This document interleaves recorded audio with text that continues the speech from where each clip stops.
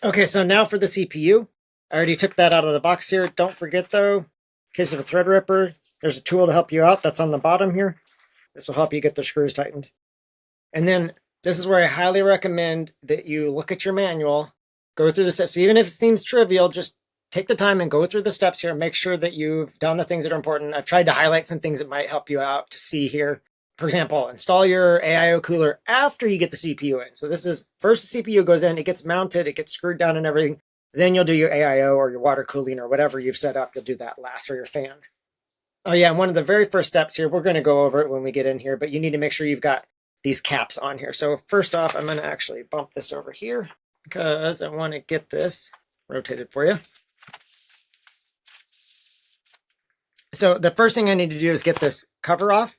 And two ways to understand what to do. It's got instructions written on here, like for example, to open it. So to open it, we've got a 3, 2, and a 1. And then to close it, we've got a 1, 2, and a 3. So that's the order to do the screws. So 3 first for opening, 2, and then 1. So right here, you can see first step is to take those screws off. Next step is to lift that up. And then I'm going to take the screws off of the next part here, which is like a little slider that slides the CPU into it. So the CPU comes in a tray, an orange tray here, you can see. So I slide out the plastic tray that's in there, and then we're going to slide a new tray in with the CPU, and then we'll close it all down. So first up, I need to do 3, 2, 1 here. So I'm assuming when it says 3, 2, 1, it means remove the entire screw first. Not take it out of the socket, obviously, but do them in order. Very careful not to screw this part up. Okay, that just pops up, you can see there, once that's ready. And so then I just need to lift up on that. I might not have got those back screws all the way off yet. Let's see. There we go.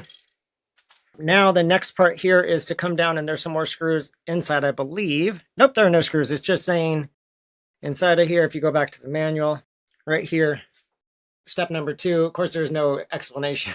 There's no explanation here, but it looks like you just pull up on these blue tabs. So you got these little blue tabs here. Pull up on that, that springs up. Okay, now a couple things. First off, you should have this slider tray in here that you can pull out next. Okay. That should come out. You can pay attention to the orientation because you'll do the same thing with the tray for the CPU. So both of them should line up the same. So this came out like this. Did I screw it? Yeah. So this came, but you can always see there's a sticker on it. So you should have this here. If that's missing, you got a problem.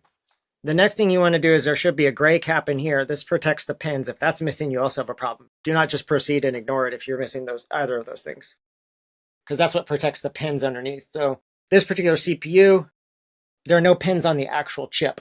There are just contacts on the chip, and then the pins are underneath that cap right there. All right, so now I'm going to take the CPU out of its cover, bring out that tray, and it's very carefully telling you do not remove the tray. So do not remove the CPU from the tray. You want to keep it in that tray. Come back to that in a minute. So let's just make sure we've done the things here. I slide out that tray, the one that I took out here, the clear one. All right, label up, and I want to make that align with the tray for the CPU. So I'm going to come right back with the CPU and slide it right back down into that slot. Okay, it's all the way down. Let gravity help you out. And there's only one way to put it in. It won't go in the wrong way. You should also have a little diamond in this corner.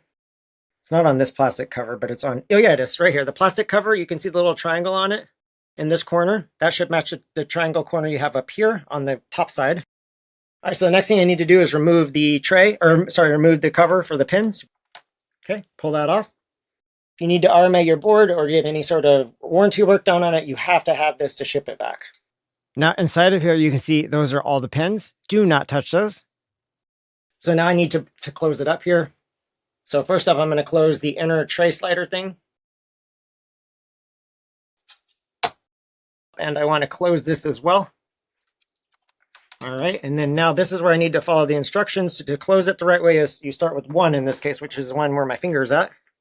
Makes sense why you do it in that order now with the spring loading. Okay, and then 2. And 3. I don't know anything. I'm going to take a second here because I am wondering about how tight that needs to be. I don't think it should be very tight. Okay, as far as how tight to go, so I just bothered to take a minute. The only place I could find this is inside the little piece of paper that comes with the CPU. So this tiny little piece of paper inside of here. It says tighten the retention screws until the wrench clicks. So wrench did not click for me, so I'm going to loosen these up here.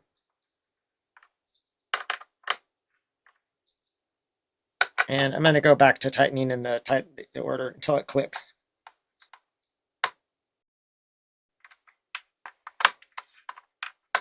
There's a click, so we're good. Once again, make sure that you keep your socket cover either in your motherboard box, or in my case, I'll probably just keep it in the CPU box. And then I would also keep the plastic cover for the tray as well.